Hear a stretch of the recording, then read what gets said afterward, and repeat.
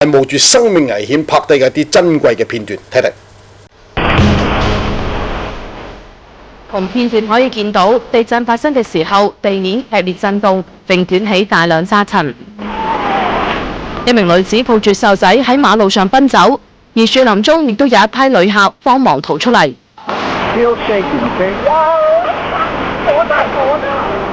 地面震動仍然十分劇烈，逃出嚟嘅人都嚇到抱喺一齊。片段係由一名居住喺成都嘅秘魯籍老師拍攝㗎。當時佢同朋友駕駛住3部摩托車，由都江堰準備前往青城山。就喺佢哋途中休息嘅時候，遇上地震，佢哋馬上駕駛摩托車逃走。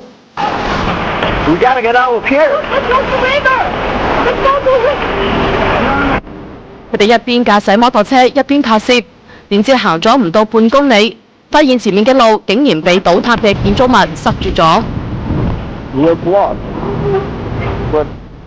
被逼掉頭行駛嘅秘魯籍遊客，仲喺途中拍攝到山泥傾瀉、群眾爭相逃走嘅畫面。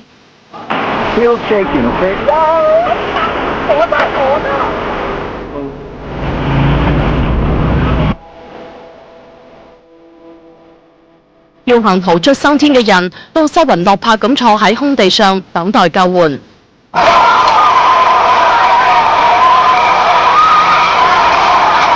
喺成都，民眾大聲尖叫，四處奔逃，不斷有人從屋裏邊衝到大馬路上，天搖地動，讓鏡頭劇烈搖晃。